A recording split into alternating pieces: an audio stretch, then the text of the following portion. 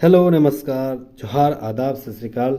आप सभी को बहुत बहुत हार्दिक स्वागत करता हूं अपने YouTube channel class monitor family में। आज मैं फिर लेके आया हूं जेएसएससी सीजीएल का जो साइंस यानी विज्ञान से सवाल बनते हैं, फिजिक्स, केमिस्ट्री या बायोलॉजी, वही सीरीज लेके उठा के आया हूं। अंत तक जरूर बने रहिएगा क्योंकि बहुत सारे कंटेंट आपको लगभग 80 से प्लस एमसीक्यू जो प्रीवियस ईयर सवाल जेएसएससी पूछा वो सवाल आपको मिलने वाला है। तो सबसे पहले जानते हैं कि यह सवाल जो है आपको बहुत सारे कंटेंट मिलने वाली और बहुत लाभदायक प्रॉफिट मिलने वाली है। इसीलिए आप इस कंटेंट के साथ जुड़े रहने के लिए प्लीज़ सब्सक्राइब जरूर कर लीजिएगा ताकि आप ऐसे ऐसे नए कंटेंट को आसानी से जान लेंगे। पहला सवाल है कि जी की इकाई क्या है। तो याद रखना जी की इकाई यानी यूनिट क्या है, तो न्यूटन मीटर स्क्वायर पर KG square. Option number C right answer हो जाएगा, जी की इकाई है। दूसरा सवाल है कि आवेग माप है। तो याद रखना है आवेग किसका माप है, तो भार का। Option number D right answer हो जाएगा, भार का माप है आवेग। तीसरा सवाल है कि अदिश राशि कौन है। तो याद रखना है ऊर्जा जो है अदिश राशि है। Option number A right answer हो जाएगा, ऊर्जा अदिश राशि है। चौथा नंबर सवाल है कि निम्नलिखित में से कौन सदिश राशि है। तो याद रखना है संवेग जो है सदिश राशि है। Option number C right answer हो जाएगा। पांचवा नंबर सवाल है कि अदिश एक प्रमात्रा है जिसमें परिमाण होता है लेकिन क्या नहीं होता है। तो याद रखना है अदिश जो है एक प्रमात्रा है, इसमें परिमाण होता है लेकिन दिशा नहीं होती है। Option number C right answer हो जाएगा, दिशा नहीं होती है। और परिमाण और दिशा दोनों में रहे तो उसको सदिश राशि कहा जाता है, सदिश राशि। तो अदिश राशि में परिमाण रहता है लेकिन दिशा नहीं रहता है। छठा नंबर सवाल है पृष्ठ तनाव की विमा क्या है। तो याद रखना पृष्ठ तनाव की विमा L0 और T-2, ये option number B right answer हो जाएगा। सातवां नंबर सवाल है बल का सीजीएस मात्रक क्या है। तो याद रखना है बल का सीजीएस मात्रक 9 है। Option number C right answer हो जाएगा। अगला सवाल 1 माइक्रोन किसके बराबर होती है। तो याद रखना 1 माइक्रोन जो है 0.001 मिलीमीटर के बराबर होती है। Option number D right answer हो जाएगा, 0.001। नेक्स्ट सवाल आते हैं।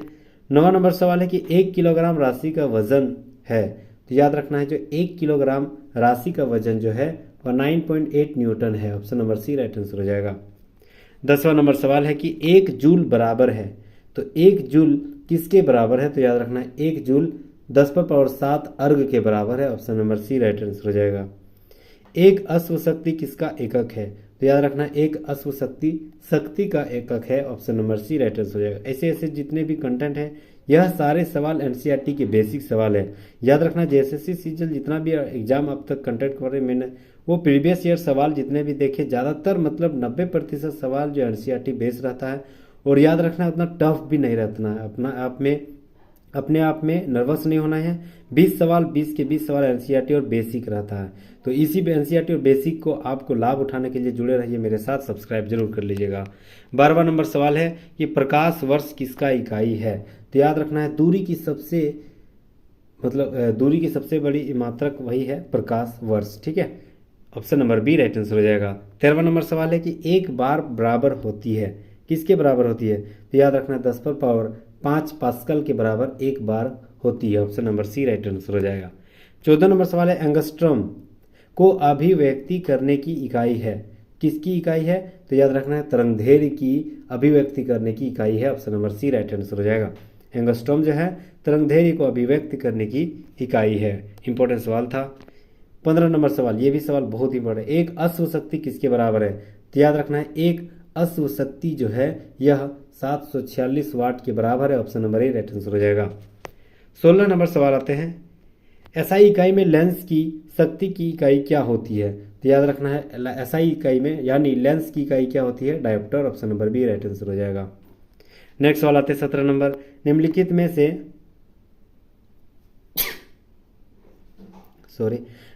से कौन सी कोणीय वेग की सही इकाई है। तो याद रखना है रेडियन पर second. Option number D right answer हो जाएगा। जो कोणीय वेग की सही इकाई है वह रेडियन पर सेकेंड है। 18 नंबर सवाल है कोणीय वेग की विमा क्या होती है। तो याद रखना है कोणीय वेग की विमा m0 L0 T-1। Option number C right answer हो जाएगा। अगला सवाल त्वरण की इकाई क्या है। बेसिक बहुत सारे सवाल है। त्वरण की इकाई क्या है, तो मीटर प्रति second square. Option number C right answer हो जाएगा।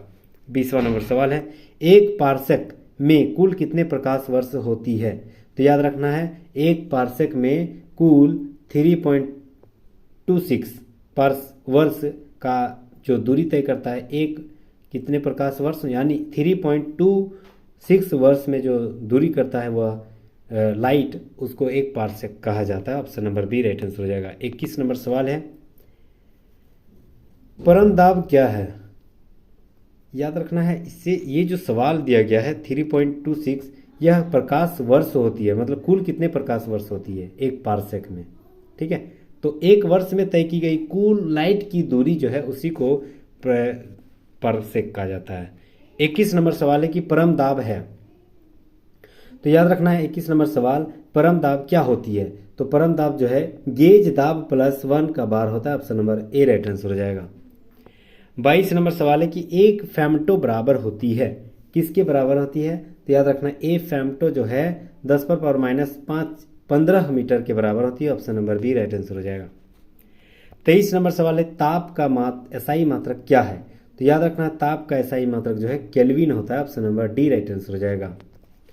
24 नंबर सवाल है कि ध्वनि की तीव्रता किस मात्रक में मापी जाती है? तो याद रखना ध्वनि की तीव्रता है जो डेसिबल से मापी जाती है। Option number C right answer हो जाएगा। 25 नंबर सवाल है कि ज्योति तीव्रता का मात्रक क्या है?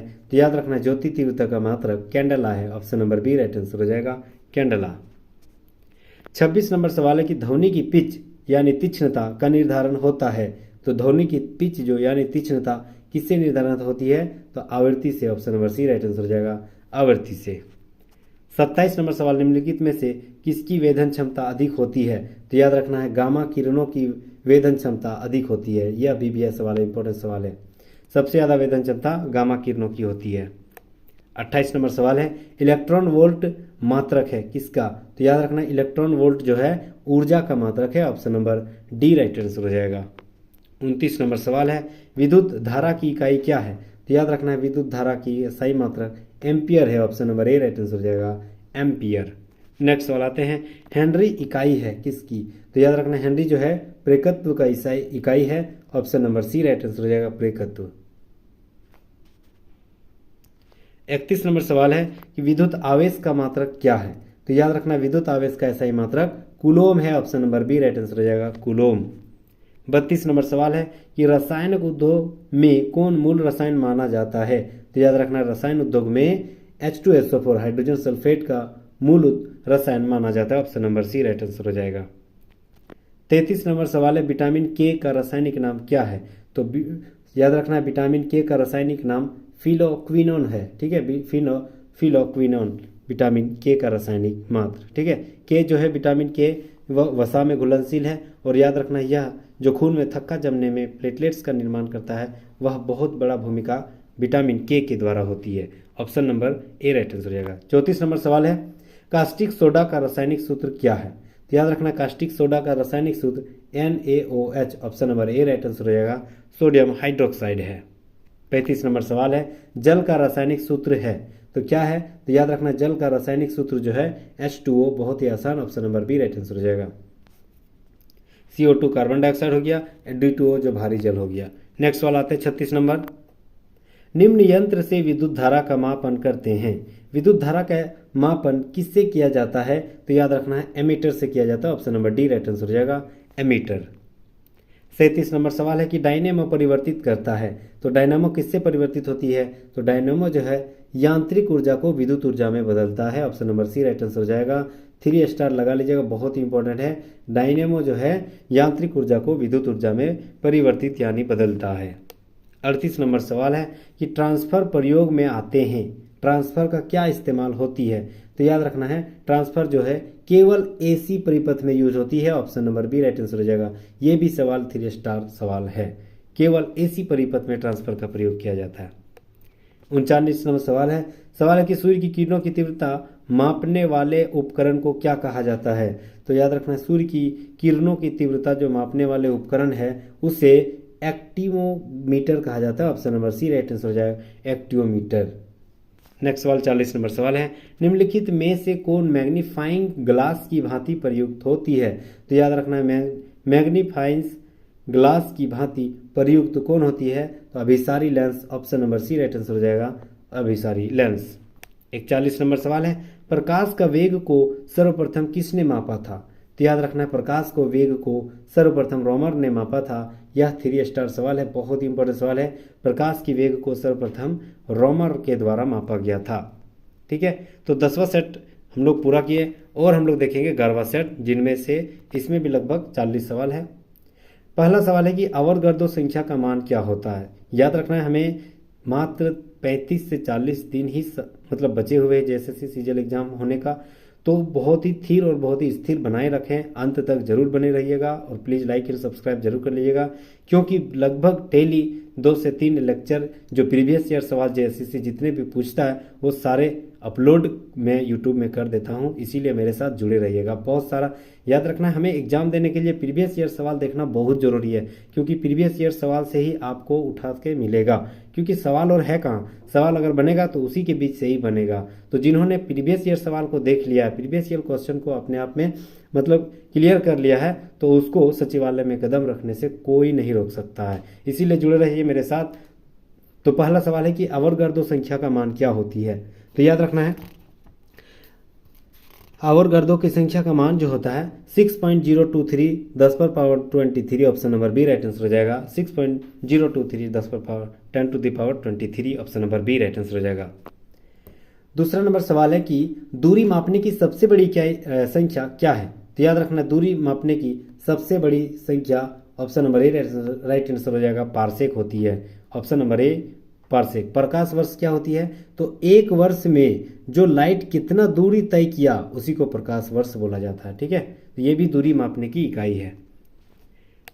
3 नंबर सवाल है कि एक प्रकाश वर्ष है तो कितना मान होती है एक प्रकाश वर्ष में? तो याद रखना है 9.46 into 10 to the power 15 metre, option number B right answer हो जाएगा। नेक्स्ट सवाल आते हैं, 1 लीटर कितना गैलन के बराबर होती है? एकदम बेसिक सवाल है, ये सब बेसिक सवाल आपको हमेशा एकदम माइंड में रखना होगा, क्योंकि यही बेसिक सवाल ही NCERT के बेस और जो टॉप सवाल बनते हैं सही। तो चौथा नंबर सवाल है कि 1 लीटर में कितना गैलन के बराबर आती है? तो याद रखना है 1 लीटर में 0.2642, option number A right answer हो जाएगा, 0.2642 गैलन के बराबर होती है। 5वां नंबर सवाल है कि 1 फर्मी में कितना मीटर होता है? तो याद रखना 1 फर्मी में 10 टू द पावर 15 मीटर होती है, option number B right answer हो जाएगा, 10 टू द पावर 15 मीटर। 6ठा नंबर सवाल है कि लॉगरिथम के आविष्कारक है? VVS सवाल है, तो याद रखना लॉगरिथम के आविष्कारक जॉन नेपियर है, option number C right answer हो जाएगा। 7वां नंबर सवाल है, क्वांटम सिद्धांत के प्रतिपादक है कौन है? तो याद रखना क्वांटम सिद्धांत के प्रतिपादक मैक्स प्लांक है, option number C right answer हो जाएगा, मैक्स प्लांक। 8वां नंबर सवाल है, वायुमंडल की आर्द्रता को मापने वाला यंत्र क्या कहलाता है? तो याद रखना hygrometer, option number B right answer हो जाएगा, हाइग्रोमीटर कहा जाता है वायुमंडल की आर्द्रता को मापने वाले। 9वां नंबर सवाल है, 1 एंगस्ट्रॉम मात्रक बराबर है किसका? तो याद रखना 1 एंगस्ट्रॉम जो है किसकी मापक इकाई है? तो 10 to the power 10 metre, option number A right answer हो जाएगा। 10वां नंबर सवाल है कि पृथ्वी के उपग्रह का कक्षीय वेग निर्भर करता है? तो याद रखना है यह कक्षा की त्रिज्या पर निर्भर करता है, option number A right answer हो जाएगा। 11वां नंबर सवाल है कि घड़ी की चाबी में संचित ऊर्जा है? VVS सवाल, मोस्ट इंपोर्टेंट सवाल। तो याद रखना है घड़ी की चाबी जो है उसमें कौन सी संचित ऊर्जा होती है? तो याद रखना यह स्थितिज ऊर्जा इसमें निहित होती है, option number C right answer हो जाएगा। 12 नंबर सवाल है कि यदि किसी पिंड के संवेग 50% बढ़ा दिया जाए तो गतिज ऊर्जा क्या होगा? तो याद रखना इसका गतिज ऊर्जा लगभग 125% बढ़ जाएगा, option number C right answer हो जाएगा। 13 नंबर सवाल है, अनुदैर्घ्य तरंग उत्पन्न हो सकती है? तो अनुदैर्घ्य तरंग कहाँ उत्पन्न हो सकती है? तो सभी माध्यम में, ठोस में भी, गैस में भी और द्रव में भी, option number A right answer हो जाएगा, सभी माध्यम में। 14 नंबर सवाल है कि किस माध्यम में अनुप्रस्थ तरंग उत्पन्न नहीं हो सकता है? तो याद रखना है हवा में अनुप्रस्थ माध्यम नहीं उत्पन्न हो सकती है, हवा में नहीं होती है। हम अनुप्रस्थ तरंग जो है प्रकाश में ज़्यादातर उत्पन्न होती है। 15 नंबर सवाल है, प्रतिबल और विकृति का अनुपात कहलाता है? क्या कहलाता है? तो याद रखना है प्रतिबल और विकृति का अनुपात प्रत्यास्था गुणांक कहलाता है, ऑप्शन नंबर ए आंसर हो जाएगा। फिजिक्स के यह सारे बेसिक सवाल है, आपको यह कतई जानना बहुत इंपॉर्टेंट है, बहुत जानना जरूरी है, क्योंकि बेसिक सवाल ही आपको सचिवालय में कदम रखवाएगा। 16 नंबर सवाल है, पनडुब्बी आधारित है किस पर? तो याद रखना पनडुब्बी जो है आर्कमिडीज पर सिद्धांत पर आधारित है। Option number B right answer हो जाएगा, आर्कमिडीज की सिद्धांत पर आधारित है। 17 नंबर सवाल है, समुद्र में तैरना नदी की अपेक्षा आसान है क्यों? तो याद रखना है समुद्र पर तैरना समुद्र के पानी का घनत्व नदी के पानी के घनत्व से अधिक होता है, इसीलिए समुद्र में जो तैरना है आसान होती है नदी की अपेक्षा। Option number D right answer हो जाएगा। 18 नंबर सवाल है,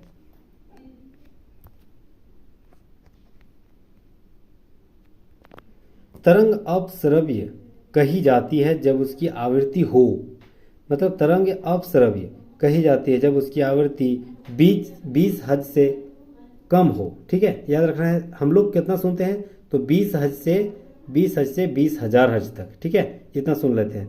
तो 20 से कम अगर हर्ट्ज है तो नहीं सुन पाते हैं, इसको क्या बोलते हैं? अश्रव्य, अपश्रव्य। ठीक है, इसको बोलते हैं 20 हर्ट्ज से अगर कम है, जैसे 1 2 3 4 5 लगभग 19 तक है, तो उसे अश्रव्य कहते हैं, अपश्रव्य कहते हैं। और 20,000 बाद के वाला भी हम लोग नहीं सुन पाते हैं, उसे प्राश्रव्य बोलते हैं।